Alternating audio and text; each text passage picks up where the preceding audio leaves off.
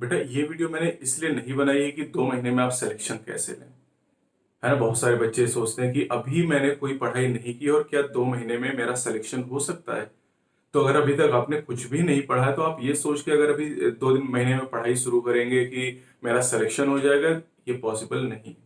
ठीक है, अगर मैं रियलिटी आपको बताऊं, वैसे बहुत सारे ऐसे चैनल आपको मिल जाएंगे जहां पर आपको 2 घंटे में भी तैयारी करा दी जाती है। वो 2 घंटे में आपको सिखा देंगे कि 400 से 600 नंबर आप कैसे पहुंच सकते हैं। जबकि ये रियलिटी नहीं, कोई मजाक थोड़ी चल रहा है। बच्चा पूरी साल मेहनत करता है, उसके बाद भी बहुत सारे बच्चे ऐसे होते हैं जो सेलेक्ट नहीं हो पाते हैं। तो कोई मजाक थोड़ी है कि एक दिन में आप 400 से 600 तक पहुंच जाएंगे, या फिर एक हफ्ते में आप पहुंच जाएंगे, या फिर एक दिन में आप सिलेक्शन ले लेंगे। नहीं, ये पॉसिबल नहीं। ये स्ट्रेटजी उन बच्चों के लिए है, ये योजना उन बच्चों के लिए है जिन बच्चों ने साल भर पढ़ाई की है। और अगले 60 दिन में हम ये डिस्कस करेंगे कि अब किस तरीके से अपनी प्लानिंग को चेंज करना है। मतलब हमें समय के साथ साथ चीजों में बदलाव करना पड़ता है। तो ये स्ट्रेटजी मतलब जो मैंने किया था वही स्ट्रेटजी मैं आपको बताऊंगा कि 60 दिन में किस तरीके से आप काम करें ताकि ज्यादा से ज्यादा स्कोर आप कर पाए। अगर आप मुझसे ये पूछना चाहते हैं कि मैंने साल भर कुछ नहीं पढ़ा है और अगले 2 महीने तक मैं पढ़ाई करूं तो क्या मेरा सिलेक्शन हो जाएगा? नहीं होगा। एकदम रियलिटी है, फैक्ट है। अगर इस तरीके से सिलेक्शन होने लगे तो कोई बच्चा साल भर मेहनत नहीं करेगा, वो आखिर के 2 महीने में पढ़ाई करेगा। तो ये बात तो आप समझ गए होंगे। तो ये वीडियो उन बच्चों के लिए है जिन बच्चों ने अभी तक एफर्ट किया है, मेहनत की है, और आगे किस तरीके से हम प्लानिंग करेंगे, आगे किस तरीके से हमें चेंजेस करने हैं, इसके बारे में हम बात करेंगे। तो सबसे पहले यहाँ पर हम ये डिस्कस कर लेते हैं कि जो पहले आप ये तैयार करिए टॉपिक की या चैप्टर आप तैयार कर लीजिए कि कौन कौन से चैप्टर्स को आपने अच्छी तरीके से, बेहतर तरीके से कर लिया है और किन टॉपिक को आपने बेहतर तरीके से नहीं किया है। ठीक है, तो अब इसके लिए आप क्या करोगे बेटा, देखिए आपको ये पता होना चाहिए कि आपके टॉपिक कितने हैं, है ना। ये सबसे जरूरी बात है कि टॉपिक के बारे में आपको जानकारी होनी चाहिए। जैसे अगर हम बात करते हैं बायो के बारे में, तो बायो में आप सभी जानते हैं कि बायो में एनसीईआरटी में 10 यूनिट है और 38 चैप्टर है। अब ये जो 38 चैप्टर है, इनमें आप देखिए कि कितने चैप्टर आपने अच्छी तरीके से तैयार कर रखे हैं। और अच्छी तरीके से तैयार कर रखे हैं, पता कैसे चलेगा आपको? इसके लिए जो मॉक टेस्ट आप एनटीए के करते होंगे, खुद करते होंगे, या जो मैं कराता हूँ आप देखते होंगे, या जो मेरा 12 बजे का सेशन होता है अगर उसको आप लाइव करते होंगे, तो 100 क्वेश्चन मैं आपको यूनिट वाइज कराता हूँ। इस समय 2 यूनिट मिला के करा रहा हूँ। तो उससे आप ये अंदाजा लगा सकते हैं जिस चैप्टर में आपके क्वेश्चन गलत हो रहे हैं, मतलब उस चैप्टर में कहीं ना कहीं दिक्कत है। जिन चैप्टर के क्वेश्चन आसानी से हो जा रहे हैं, मतलब वो चैप्टर आपका तैयार है। देखिए, तैयारी पता लगाने का सबसे बढ़िया तरीका यही कि क्वेश्चन की प्रैक्टिस आप करिए। जब क्वेश्चन की प्रैक्टिस आप करेंगे तो आपको ये आइडिया होगा कि आपकी तैयारी कितनी बेहतर, किन चैप्टर में, किन टॉपिक्स में, किन यूनिट्स में आप बेहतर हैं और किन यूनिट्स में, किन चैप्टर में, किन टॉपिक में आपकी तैयारी बेहतर नहीं। तो 38 चैप्टर में आपने 2 कैटेगरी बना ली कि कौन से चैप्टर आपने तैयार किए और कौन से चैप्टर आपने तैयार नहीं किए अच्छी तरीके से। मान लीजिए आपको पता चला कि आपने इन 38 चैप्टर में से 20 चैप्टर को अच्छे से तैयार किया, 18 चैप्टर तैयार नहीं आपके बढ़िया से, तो इन 60 दिनों में उन 18 चैप्टर को आप फोकस करिए, उनको पढ़िए अच्छी तरीके से, और जो 20 चैप्टर आप पढ़ चुके, जो तैयार हैं, उनको रिवाइज जरूर करिए। क्योंकि सिलेक्शन का मूल मंत्र, एक लाइन में अगर मैं बताऊं सिलेक्शन का मूल मंत्र होता है, तो होता है थ्योरी, क्वेश्चन, रिवीजन। बस ये 3 सफलता के मूल मंत्र हैं कि आप थ्योरी पढ़िए, क्वेश्चन लगाइए और उसके बाद उनको रिवाइज जरूर करिए। क्योंकि एक चीज जो आप कर चुके हैं, अगर उसको आप रिवाइज नहीं करेंगे तो बेकार हो जाएगी। आपने बहुत एफर्ट किया, बहुत आपने मेहनत की है अपने टॉपिक को तैयार करने में, लेकिन अगर आप रिवाइज नहीं करेंगे तो फिर ये सब गड़बड़ हो जाएगा। फिर आ जाते हैं केमिस्ट्री के टॉपिक पे। केमिस्ट्री के टॉपिक की अगर हम बात करते हैं बेटा, तो केमिस्ट्री में 30 चैप्टर्स हैं। 30 चैप्टर आपके केमिस्ट्री में है, और फिजिक्स में भी अगर आप देखेंगे तो फिजिक्स में भी आपके 30 चैप्टर हैं। फिजिक्स में समस्याएं थोड़ी ज्यादा होती है ना। फिजिक्स जब मैं भी तैयारी करता था तो फिजिक्स से थोड़ा सा डर मुझे भी लगता था, है ना, सबको लगता है। जो बायो के ज्यादातर बच्चे होते हैं उनको फिजिक्स से थोड़ा सा घबराहट होती है। तो फिजिक्स के लिए हमने एक प्रीमियम कोर्स की भी शुरुआत की है, उसको आप चाहें तो ज्वाइन कर सकते हैं। हो सकता है आपकी तैयारी बहुत अच्छी भी हो। तो आप इन फिजिक्स और केमिस्ट्री में भी वही तरीका यूज करिए जो बायो में आपने किया है। आप उन चैप्टर की एक लिस्ट तैयार करिए जिन चैप्टर में आपकी तैयारी अच्छी है और जिनमें आपकी तैयारी अच्छी नहीं है। जिनमें आपकी तैयारी अच्छी नहीं है उनको आप क्या करेंगे, 60 दिन का टाइम आपके पास है, और 60 दिन के टाइम में आप ये प्लानिंग करिए कि किस तरीके से इन चैप्टर को आपको तैयार करना है। और जो चैप्टर आपने तैयार कर रखे हैं अच्छे से, उनके फॉर्मूले फिर से करते चलिए। उनकी जो थ्योरी है, जो शॉर्ट नोट आपने बना रखे होंगे, उनको आप जरूर पढ़ते चलिए। लेकिन सबसे जरूरी बात है क्वेश्चन की प्रैक्टिस करना। ठीक है, जैसे मान लीजिए यहाँ पर तीनों सब्जेक्ट में मिला के आपको पता चला कि इन तीनों सब्जेक्ट में आपके करीब 30 या 40 चैप्टर ऐसे हैं जो आपने अच्छी तरीके से नहीं पढ़े हैं। टोटल 100 चैप्टर करीबी हो जाते हैं, है ना, 98 चैप्टर हो जाते हैं, और इनमें से 40 चैप्टर आपने अच्छी तरीके से नहीं तैयार किए। कुछ बच्चों में हो सकता है कि 30 चैप्टर ना तैयार हो, कुछ में 20 ना तैयार हो, ये डिपेंड करता है स्टूडेंट टू स्टूडेंट। कुछ बच्चों के हो सकता है 98 चैप्टर ही तैयार ना हो। तो 98 चैप्टर अगर आपने कुछ पढ़ा ही नहीं है अभी तक, तो अब आप केवल 2 महीने पढ़ाई करके अपने जो आपका मार्क्स आने वाला ना उसको इंप्रूव कर सकते हो।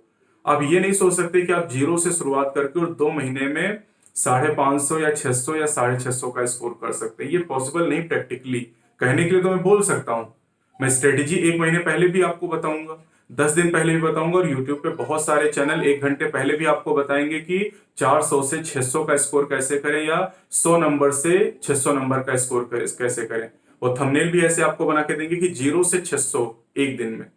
अगर 0 से 600 एक दिन में होता तो टीचर्स की जरूरत क्या पड़ती है। टीचर जो साल भर मैं 4 महीने से आपको पढ़ा रहा हूँ यूट्यूब पे, या फिर आप कोचिंग करते हैं, इतनी फीस देते हैं, सबकी क्या जरूरत पड़ती। सीधा भी यूट्यूबर्स के पास जाते और ये आपको एक दिन में सेलेक्ट करवा देते, तो टीचर्स की जरूरत ही क्या पड़ती। सारी कोचिंग्स, सारे टीचर्स, इनकी कोई जरूरत नहीं। बस आप स्ट्रेटेजी बनाते रहिए, है ना, इनकी आधे आधे घंटे की वीडियो उनको आप देखते रहिए और मजे लेते रहिए। ये आपको बताएंगे कि क्वेश्चन ध्यान से पढ़ो, इसको ऐसे कर दो, ये किताब खरीद लो, वो कर लो, और एक दिन में क्वेश्चन को ध्यान से पढ़ोगे तो 400 से 600 नंबर आ जाएगा। अब एक गधे बनाते हैं, सब बेवकूफ बनाते हैं। अबे क्वेश्चन ध्यान से पढ़ोगे तो सभी को पता है कि क्वेश्चन ध्यान से ही पढ़ा जाता है, ध्यान से नहीं पढ़ोगे तो गलत हो जाएगा। इसमें कौन सी नई बात बता दी गई। लेकिन अब ऐसे यूट्यूब चैनल ज्यादा चलते हैं जहां पर स्ट्रेटेजी की बात की जाती है। पढ़ाई वाले जो चैनल होते हैं ना, जहां पर पढ़ाई की जाती है वहां पर बच्चा कम आता है, लेकिन जहां पर फालतू की बातें की जाती है ना, वो चैनल ज्यादा ग्रो भी करते हैं। जैसे अब मैं अपने चैनल पे पढ़ाई की बातें ज्यादा करता हूं तो यहाँ पर ज्यादा बच्चा पसंद नहीं करता है। लेकिन जिन जिन चैनल पे केवल फालतू की बकवास की जाती है ना, स्ट्रेटेजी बताई जाती है, उनमें बच्चा खूब इंटरेस्ट लेता है।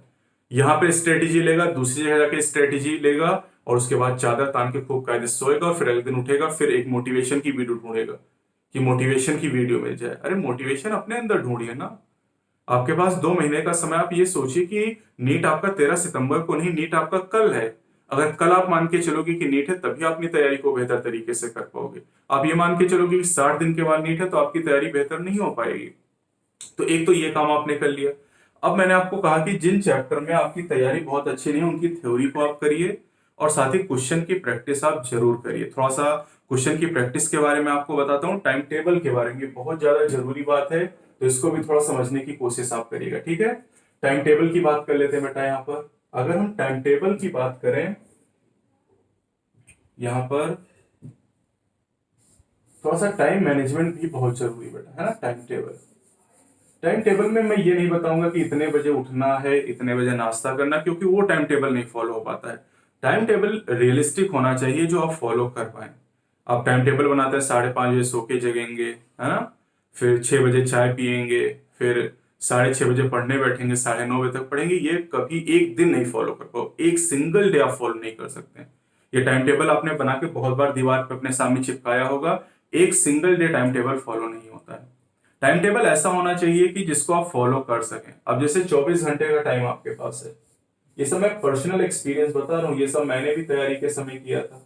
24 घंटे का टाइम आपके पास है। अब इस 24 घंटे के टाइम में आप देखिए, 24 घंटे के टाइम में आपको क्या क्या चीजें करनी है।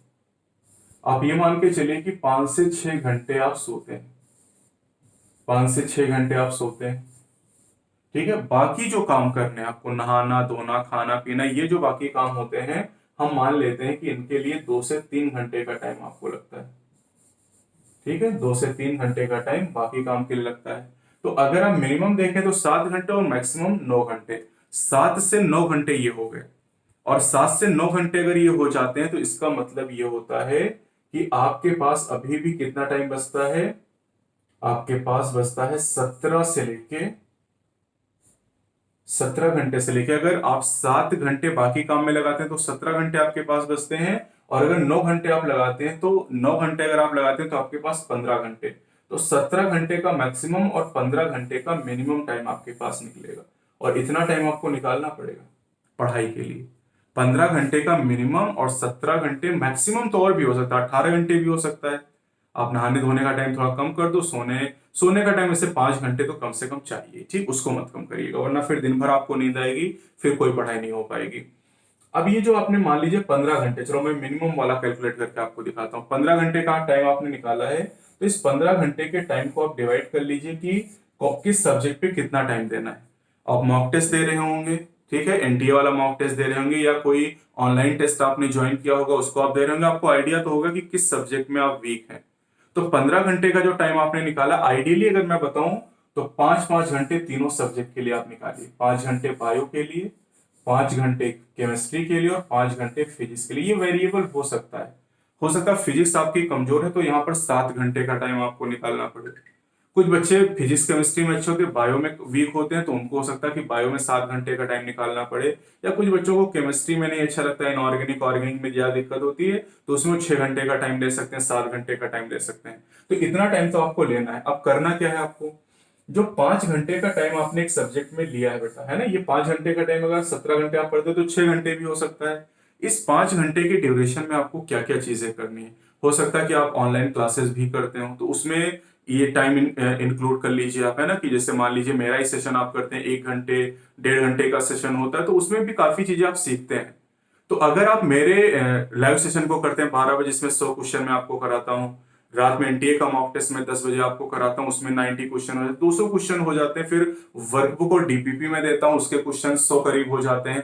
300 क्वेश्चन अगर आप कर ले रहे हैं तो अगले 60 दिन में 18,000 क्वेश्चन आपके तैयार हो जाएंगे। लेकिन इसके लिए 3 घंटे का टाइम भी आपका निकल गया, बचे 2 घंटे। तो 2 घंटे में आप क्या करोगे, रिवाइज करोगे।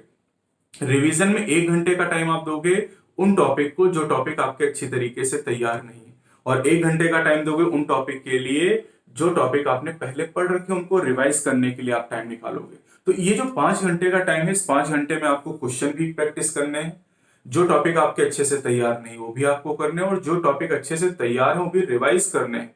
कहीं आप ऐसा मत करिएगा कि आपके 38 चैप्टर हैं, 30 चैप्टर आपने तैयार कर रखे थे, 8 चैप्टर आपके तैयार नहीं थे, और आप अगले 60 दिन में वो 8 चैप्टर पढ़ते रह गए और 30 चैप्टर भूल गए।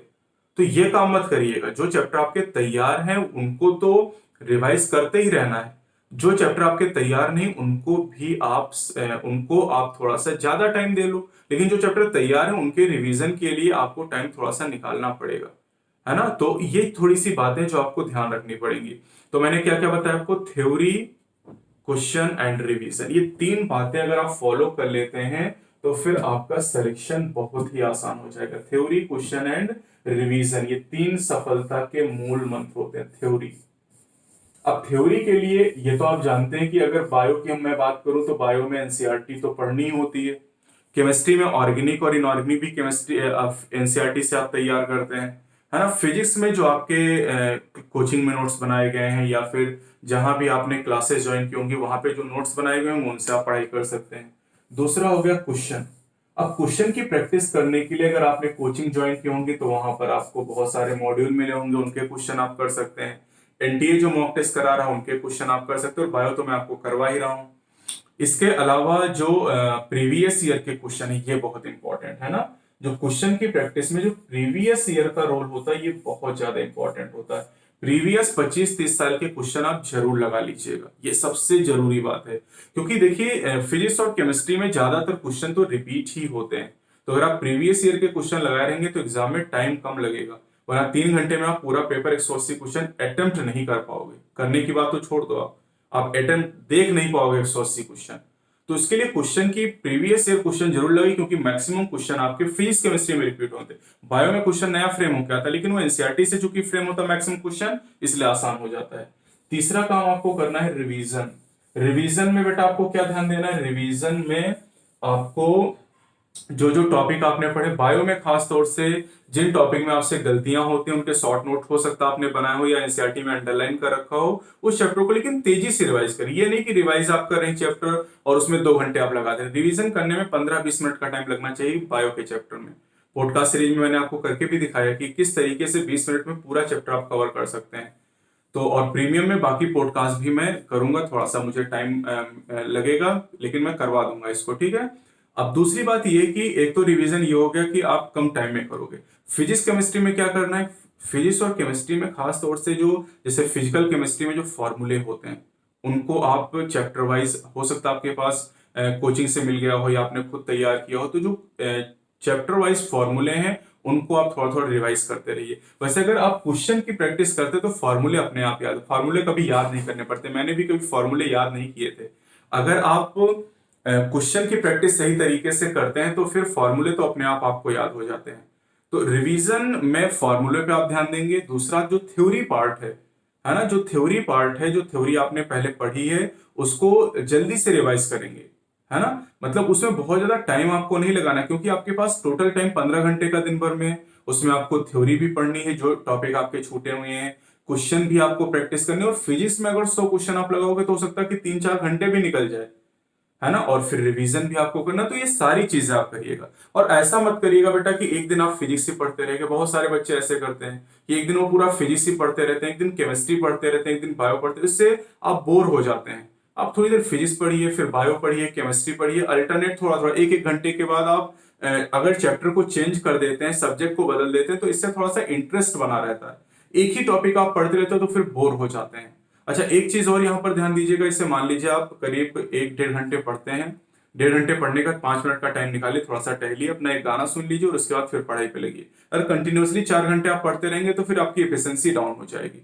आप 1-1.5 घंटे पढ़िए, 10 मिनट टहल के आइए, 5 मिनट टहल के आइए, लेकिन 5 मिनट टहल के आइए, नहीं कि चलेगा और आधे घंटे टहलने लगे, एक मूवी निपटा के फिर वापस आ रहे हैं, फिर वो गलत चीज है ना। तो फिलहाल बेटा ये देखिए 60 दिन की बात है, 60 दिन के बाद आपका सिलेक्शन हो जाएगा, फिर आप दिन रात मूवी देखिए, कोई आपको मना नहीं करेगा, ना मैं मना करूंगा ना आपके घर वाले आप मना करेंगे।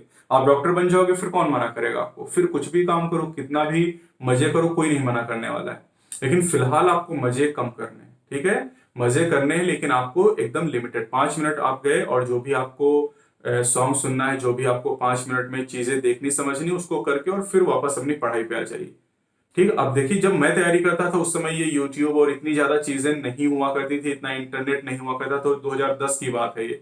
तो उस समय इतना डिस्ट्रैक्शन भी नहीं था, लेकिन अब व्हाट्सएप, फेसबुक और इंस्टा और ये सारे इतना डिस्ट्रैक्शन हो चुका है कि इससे थोड़ा सा बच के भी आपको रहना है।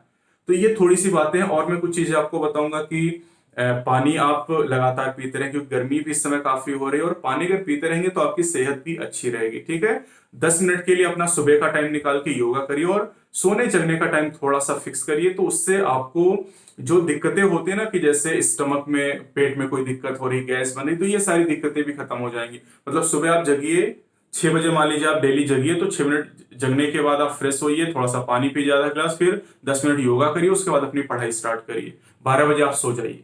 तो ये एक रूटीन अगर आप बना लेंगे, आप किसी दिन 2 बजे तक पढ़ेंगे, फिर आप 10 बजे सो के जाएंगे, 8 घंटे आप सो रहे हैं, तो इसका कोई मतलब नहीं बनता है।